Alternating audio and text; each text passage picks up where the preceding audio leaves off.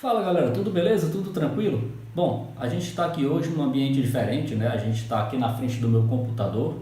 Estou gravando esse vídeo para mostrar para vocês um pouco do que é planejamento de viagem, tá? E nós vamos tomar por base para essa história, vou mostrar para vocês como que eu fiz para fazer aquela viagem de 3.800 quilômetros pelo Nordeste, tá? Então eu vou mostrar todo o planejamento, tudo que envolve, todo o meu passo a passo para fazer o planejamento da viagem, com hospedagem, alimentação, com combustível, tudo que envolve, e passar um pouco disso para vocês de forma tentar ser um pouco claro, tá? É a primeira vez que eu faço um vídeo dessa forma, e dessa vez a gente vai usar aqui um pouco o computador para mostrar para vocês, né, quais ferramentas que eu utilizo, e tentar mostrar para vocês que é fácil, é simples, e que se você não tiver um computador, tudo bem, você pode usar os seus aplicativos de celular, dá na mesma. Mas se você tiver um computador, acredito que a grande maioria hoje tem pelo menos um laptop, um computador. Se você não tiver, como eu falei, não tem importância, mas se você tiver, use, porque é um recurso muito bom, te ajuda bastante. E vamos agora passar para a tela do computador, que eu vou explicar melhor quais os programas que eu utilizo e como que eu faço para organizar minha viagem, beleza? Bora lá! Bom pessoal, então aqui já na tela do computador, nós estamos aqui olhando para a interface do Google Maps. Para você que não conhece, ele é um aplicativo, ele é um recurso de mapas do Google, tá? Você digita Google Maps no Google e você vai cair aqui no Google Maps, tá? Então, esse aqui é sem dúvidas o programa principal que eu utilizo para fazer viagens. Você que já anda de moto, já viaja de moto, ele é bem conhecido, as pessoas já têm bastante intimidade com esse programa. Para você que não conhece, que está querendo fazer sua primeira viagem, não sabe por onde começar, então esse vídeo é mais dedicado a você, beleza? Como a palavra aqui, a palavra de ordem de quem viaja de moto é planejamento, e no meu caso isso é uma regra, tá gente? Então assim, tudo que você puder planejar na sua viagem, quanto mais planejamento você puder prever, você puder se antecipar, é bom, sabe gente, porque você consegue se antecipar a surpresas desagradáveis, né? Como eu falei anteriormente, você não quer passar por nenhum imprevisto. Podem acontecer, mas se você estiver preparado, você vai saber tirar aquilo de letra, beleza? Bom, fora o Google Maps, eu também gosto de usar um editor de texto, tá? Que no caso aqui eu usei o Word mesmo, né? Você pode usar qualquer outro editor que você prefira, contanto que no caso eu gosto de usar o Word porque ele me permite criar uma tabela, tá? Se o teu editor de texto também permite criar uma tabela, beleza, ok? Você também pode usar o Excel, né? Uma planilha, só que no caso eu uso o Excel somente para gastos, ok? É só para contas, tá? Então aqui o Word, ele me permite colocar algumas firulas a mais, né? Ele permite colocar aqui umas gracinhas que para vocês não interessa, que vai interessar é a forma como eu estruturo a minha viagem para que ela fique visível e fique bem nítida o que eu vou fazer dia após dia, ok? Bom pessoal, a primeira pergunta é: quantos dias você pretende viajar? Quantos dias você pretende ficar fora de casa? Bom, a tua viagem vai durar 15 dias, 10 dias, 30 dias? Você precisa se organizar para saber o quanto tempo você está disposto a ficar na estrada, tá? No meu caso, falando dessa viagem de 2018, em que eu visitei várias capitais aqui do Nordeste, né? Foi até Salvador, saindo daqui de Fortaleza, então foram 11 dias que eu fiquei fora, tá? Então, para cada dia, eu fiz um registro, e esses registros, eles estavam dentro de uma previsão de acontecimentos que eu já saberia o que eu ia fazer, já saberia onde ficar e já saberia o que visitar. Então tudo isso aqui me deu mais controle da minha viagem. Se alguma coisa saísse do padrão, para algumas situações eu tinha um plano B, plano C, entendeu? Então no caso, para cada dia eu criei aqui, como vocês estão vendo, uma linha. Cada dia era uma cidade diferente. Algumas cidades eu fiquei 2 dias, tá? E eu também dividi por colunas com algumas informações que para mim eram necessárias. Então aqui eu tinha a coluna do dia, a data, de onde estava saindo, para onde estava me dirigindo, qual a distância em quilômetros, o que visitar, né? Então qual era a minha programação naquela cidade, observações, né, algum registro que fosse relevante para a viagem, né, previsão de horário de saída e de chegada, e a última aba, a última coluna, melhor dizendo, era a pousadas, né? Então assim, eu tinha uma previsão de onde dormir, então eu fazia a anotação de nomes de pousada, o endereço, o telefone. Para algumas cidades eu anotei mais do que uma pousada, no caso aqui em Maceió, eu anotei 3 pousadas, né? Anotei endereços, e algumas vezes quando tinha telefone disponível, eu anotava também, para que isso facilitasse a minha chegada na cidade e para não ser pego de surpresa e fazer as coisas de forma mais atropelada, se é que você me entende.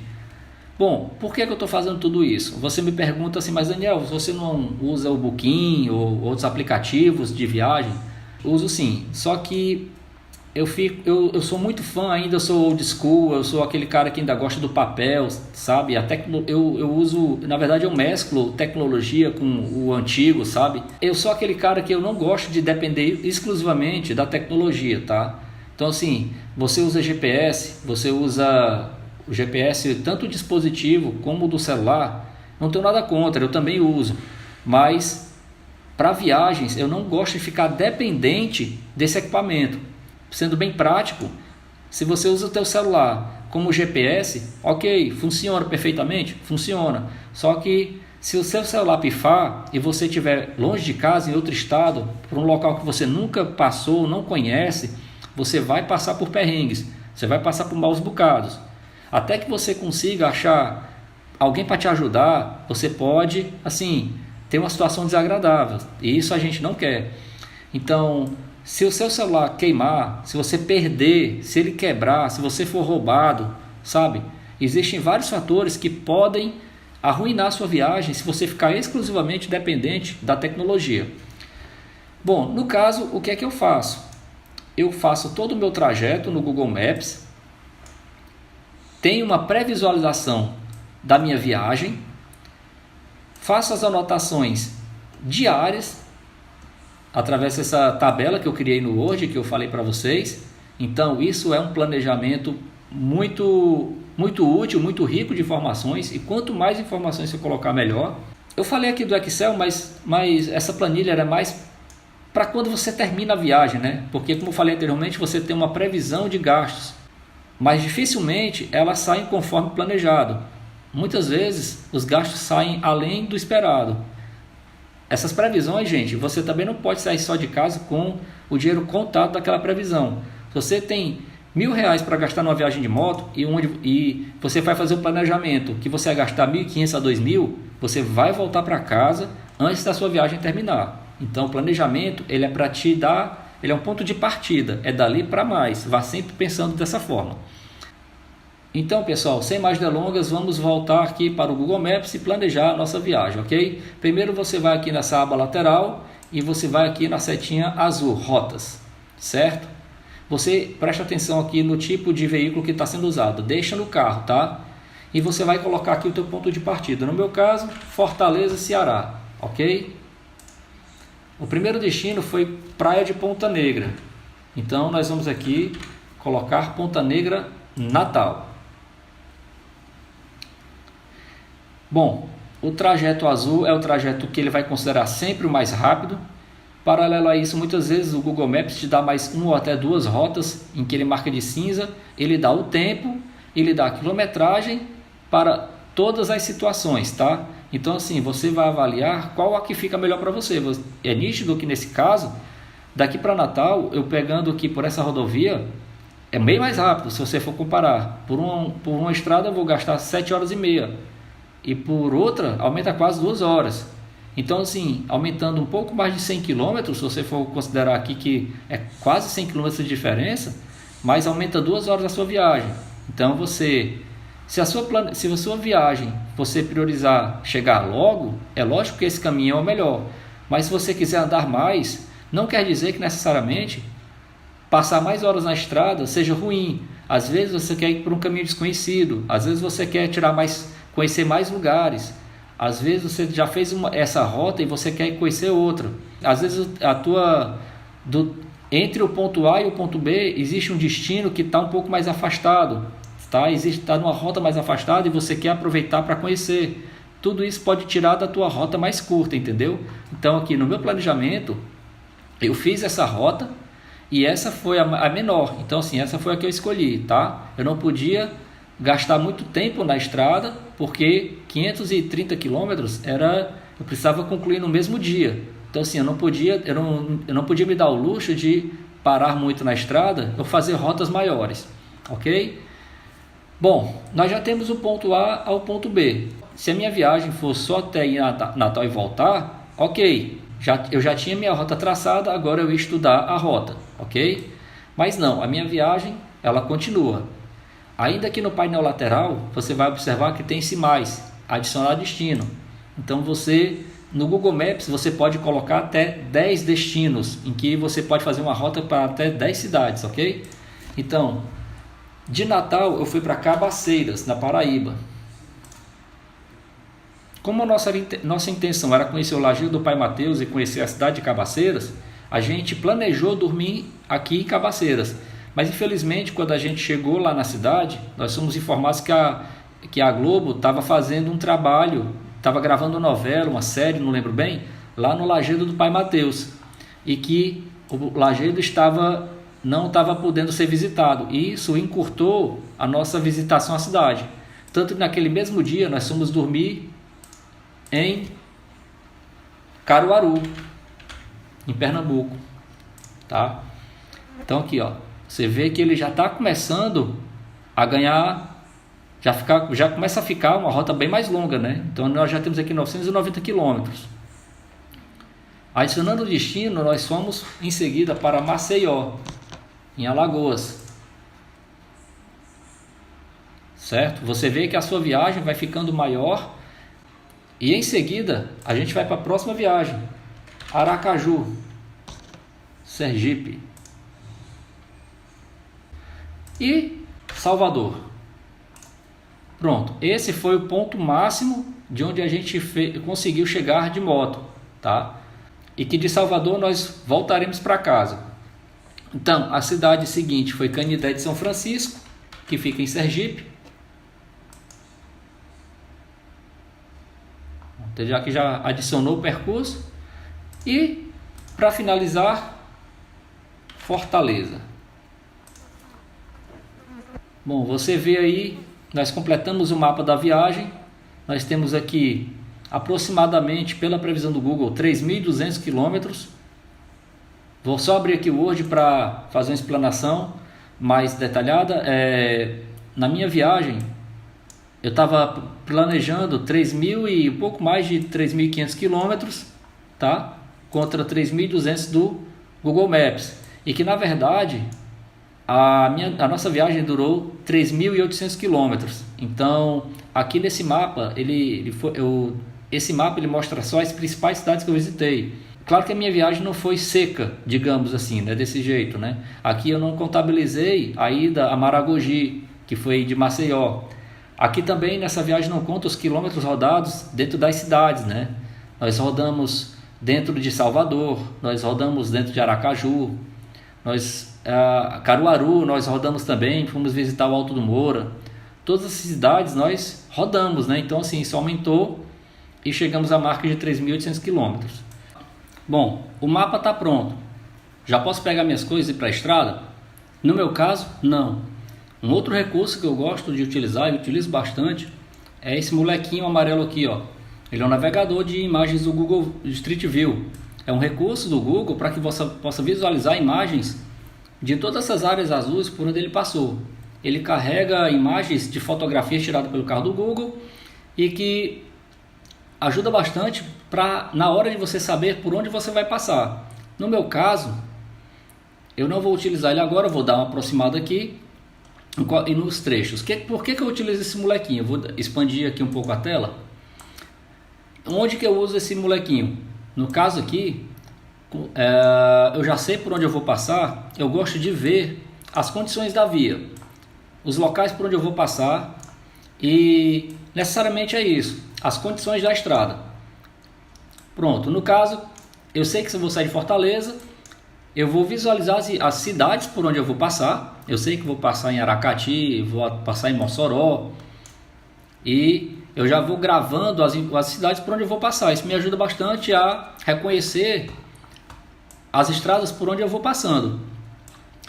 E no caso, vou utilizando esse molequinho para ver detalhes, né, dessa estrada. Você espera ficar azul e solta em cima, e ele vai imediatamente para a estrada onde você está, né? Onde você clicou em cima, né? No caso aqui nós estamos na estrada, na BR-304. Já aqui no visto da rua, você vai ver que além de informações como o nome da BR, da rodovia que você está, isso ajuda a identificar situações como as condições do asfalto, tá?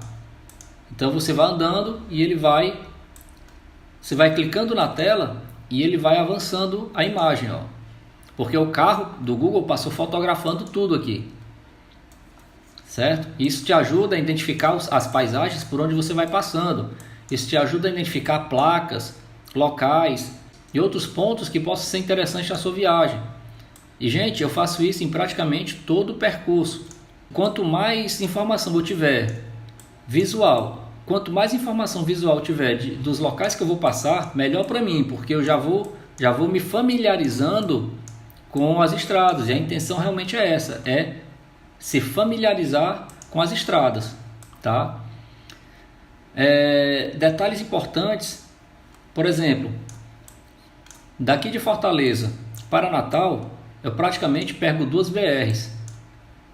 Aliás, eu pego uma estadual, que é a série 040, que vai até Aracati. Eu pego a BR-304 até Mossoró e continuo na 304 até Natal.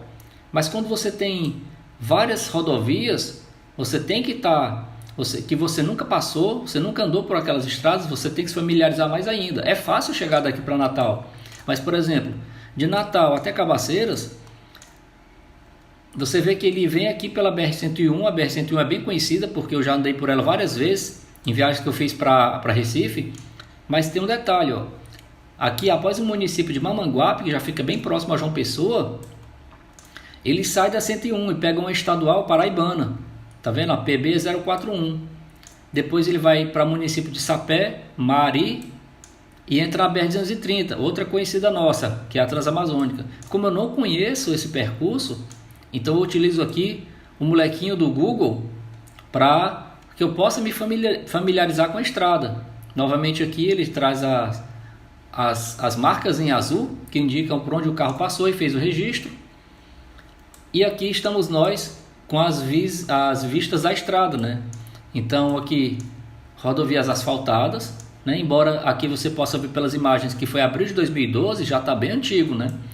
Possivelmente fica difícil saber se essas estradas ainda estão com essa pavimentação ou se elas estão mais deterioradas ou se já foram inclusive renovadas, né?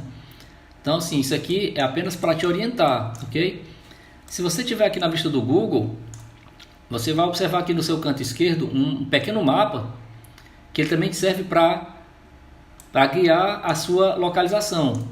Esse percurso aqui é o percurso da minha viagem. Eu posso clicar nele também e o Google vai automaticamente me jogar para aquela localização, tá? Então nós já temos aqui uma captura de imagem de dezembro de 2018, tá? Então nós vemos aqui um asfalto em boas condições, embora não haja um acostamento, uma boa área para acostamento, mas a estrada está até que está relativamente em boas condições, né? Não há buracos, não há um mato alto já que, novamente falando, eu vou andar numa rodovia que eu não conheço, e assim eu vou fazendo por todo o percurso, né? Vou andando aqui um pouco mais e quando eu vejo uma curva ou uma proximidade aqui de uma cidade, ó, que é caracterizado por esse monte de riscas azuis, eu vou clicando em cima, ó.